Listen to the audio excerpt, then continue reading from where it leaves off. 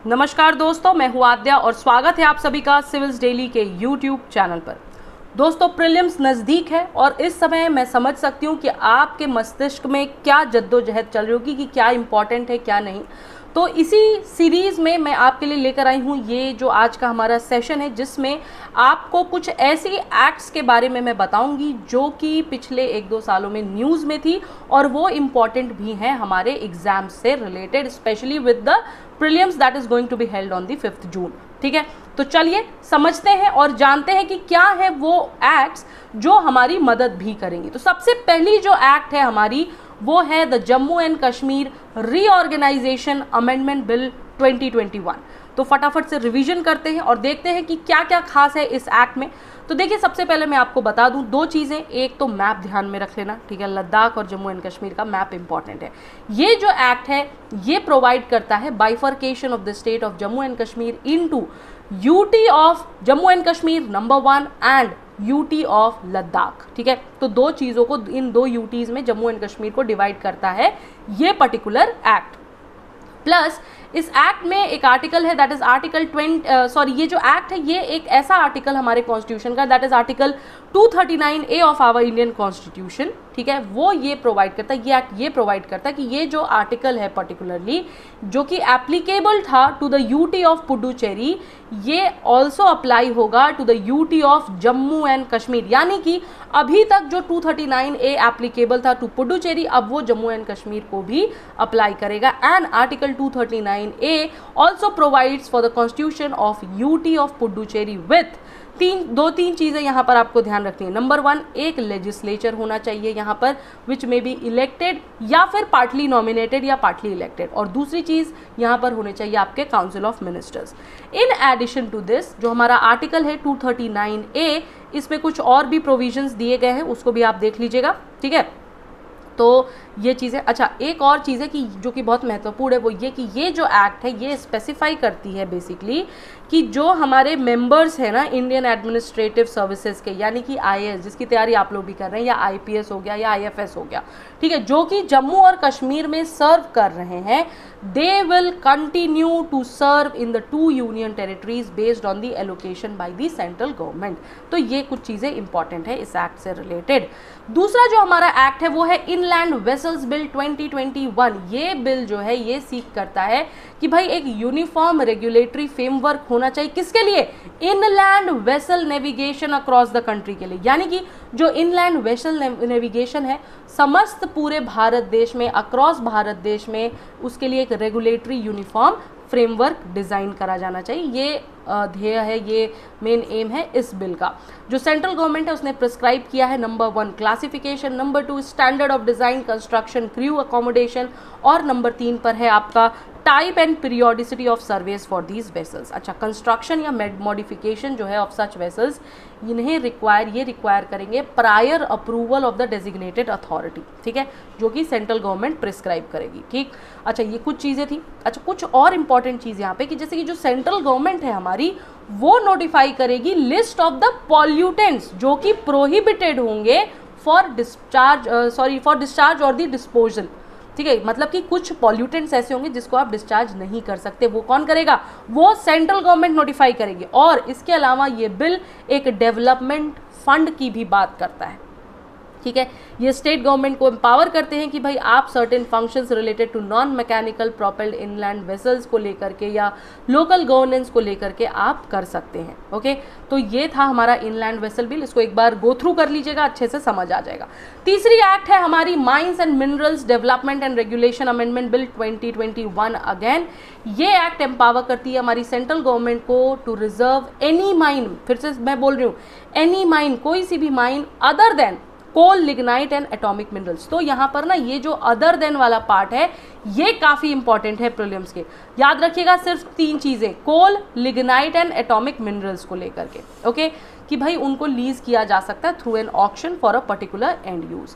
अच्छा, ये बिल ये भी प्रोवाइड करता है कि कोई भी माइन जो है उसे reserve, no mine will be reserve for particular end use, ये भी ये बताता है। अगर जो स्टेट गवर्नमेंट है वो अनेबल है to complete the auction process within this period, तो जो ऑक्शंस हैं वो सेंट्रल गवर्नमेंट भी कर सकती है। ये भी एक बड़ी चीज़, एक बड़ा पॉइंट ऑफ व्यू जो है ये इसमें इस एक्ट में दिया हुआ है, ठीक है, इस अमेंडमेंट बिल में दिया गया है। चलिए आगे चलते हैं, देखते हैं अगला क्या है। नेक्स्ट है हमारा चौथा नंबर पे इंसॉल्वेंसी एंड बैंक करप्सी कोड। ये मैंने करंट अफेयर्स में भी आपको पढ़ाया है, फिर से एक बार मैं ऊपर से आपको बता देती हूँ। ये जो कोड है ये प्रोवाइड करता है एक टाइम बाउंड प्रोसेस जिसमें कि इंसॉल्वेंसी रिलेटेड या कॉर्पोरेट डेटर्स रिलेटेड जो भी इश्यूज हैं उनको रिजॉल्व किया जाए, ठीक है। और यहाँ पर लाया जाता है एक बहुत ही इंपॉर्टेंट चीज जिसका नाम है कॉर्पोरेट इंसॉल्वेंसी रिजोल्यूशन प्रोसेस, और दिन कितने दिए गए हैं इसके लिए, 330 डेज एलोकेट किए गए हैं। ये बिल इंट्रोड्यूस करता है एक ऑल्टरनेटिव इंसॉल्वेंसी रिजोल्यूशन प्रोसेस, किसके लिए, micro small and medium enterprises के लिए, ठीक है, उनके pre packaged insolvency resolution process को लेकर। अनलाइक CIRP, PIRP ये जो है इनिशिएट हो सकते हैं only by the debtors, okay. तो ये कुछ इंपॉर्टेंट चीज़ें हैं, इसको देख लीजिएगा।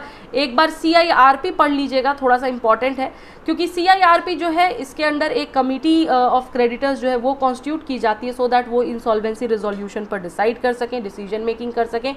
और ये कमिटी कंसीडर करती है एक रिजोल्यूशन प्लान जो टिपिकली प्रोवाइड करता है पे of debtors by the merger या एक्विजिशन या रीस्ट्रक्चरिंग ऑफ द कंपनी। अलग अलग सॉल्यूशंस दिए जाते हैं, तो इसको एक बार गो थ्रू कर लीजिएगा। पांचवा हमारा जो है वो है द कॉन्स्टिट्यूशन 127, मैं यहाँ लिख देती हूँ 127th अमेंडमेंट बिल, ठीक है। ये बिल अमेंड करता है हमारा इंडियन कॉन्स्टिट्यूशन को और अलाउ करता है कि जो स्टेट्स हैं, यूटीज़ हैं, वो अपनी खुद की ओन सोशली अपनी लिस्ट बना सकते हैं सोशली और एजुकेशनली बैकवर्ड क्लासेस की। जो ये लिस्ट है सोशली एजुकेशनली बैकवर्ड क्लासेस की, इन पर ये बिल बात करता है। और NCBC का नाम आपने सुना होगा, that is national commission for backward classes. उसे कब इस्टेब्लिश किया गया था, उसे इस्टेब्लिश किया गया था under national commission for backward classes 1993 के लिए।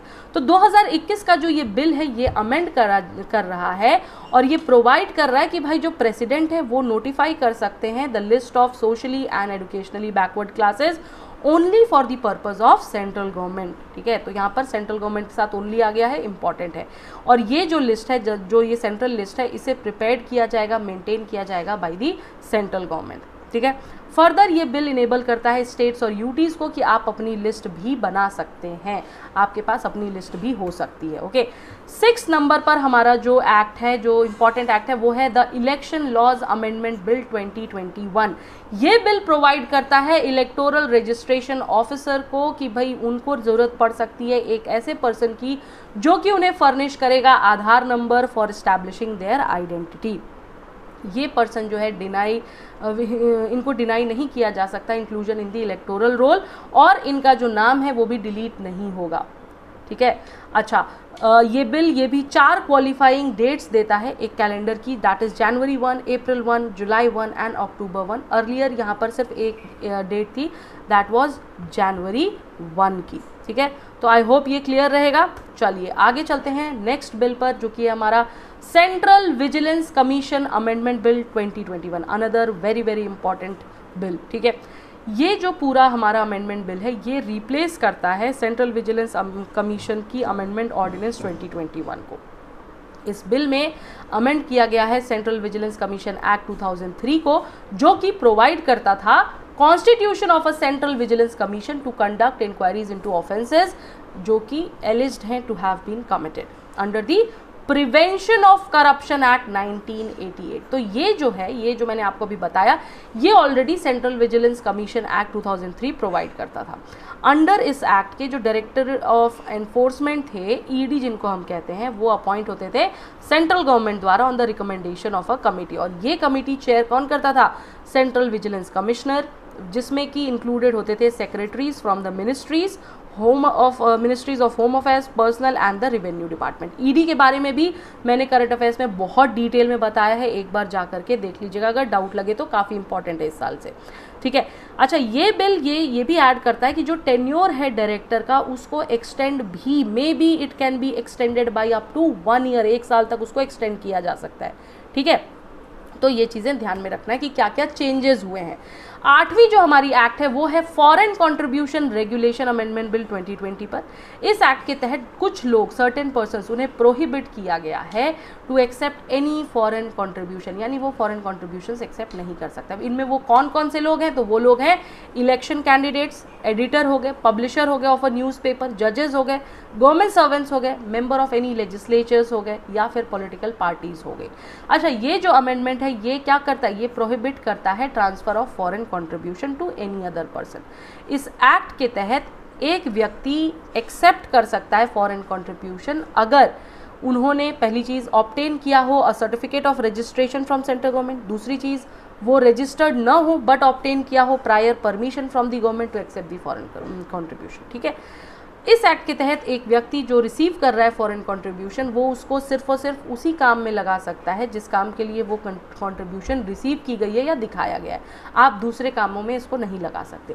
Further they must not use more than 20% of the contribution for meeting there administrative expenses. तो यहाँ पर एक बार भी लगा दिया गया है, इसको भी ध्यान में रखना है।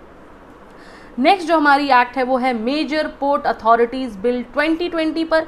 यह बिल अप्लाई करता है to the major ports of Chennai, Cochin, Jawaharlal Nehru port, Kandla, Kolkata, Mumbai, New Mangalore, Mormugao, Paradip, VO, Chidambaram and Visakhapatnam में। ठीक है, ये बिल प्रोवाइड करता है for the creation of a board of major port authority, जिसमें कि बहुत सारे मेजर पोर्ट्स आते हों। इस बोर्ड को जो है वो रिप्लेस किया जा सकता है with the existing port trust के द्वारा। 1963 एक्ट जो थी बेसिकली हमारी उसके अकॉर्डिंग अगर देखें तो बोर्ड के पास जो है वो प्रायर सैंक्शन होता था of the central government to raise any loan, और ये बिल ये प्रोवाइड करता है कि बोर्ड जो है इसको यूज़ कर सकता है, फंड्स को यूज़ कर सकता है for providing social benefits, corporate social responsibilities. और इसके अलावा जो बिल प्रोवाइडेड है ये भी बताता है या ये भी हमें डायरेक्ट करता है कि जो कॉन्स्टिट्यूशन है एडजुडिकेटरी बोर्ड की वो किसके द्वारा होगी? वो होगी सेंट्रल गवर्नमेंट के द्वारा। ठीक है, तो ये कुछ खास चीज़ें हैं इन एक्ट से रिलेटेड, आई होप आपको याद रहेंगी। प्लीज़ इसको गो थ्रू कर लीजिएगा। इन 9 में से घुमा फिरा के 1-2 क्वेश्चन पक्के आ सकते हैं। ठीक है, और प्रैक्टिस के लिए यहाँ पर आपको 2 क्वेश्चंस दिए गए हैं, कोशिश करिए इन्हें सॉल्व करने की और फटाफट से इनका आंसर हमें कमेंट बॉक्स में लिखकर बताइए। और इसके साथ साथ मैं आपसे ये भी गुजारिश करूँगी कि जो फॉर्म हमने दिया है, लिंक जिसका दिया हुआ है, उस पर आप क्लिक करिए, उस फॉर्म को भरिए और हमसे जुड़िए डायरेक्टली। ठीक है, तो चलिए दोस्तों, all the best for exams. Thank you so much and yes, do not forget to like, share and subscribe. जय हिंद, जय भारत।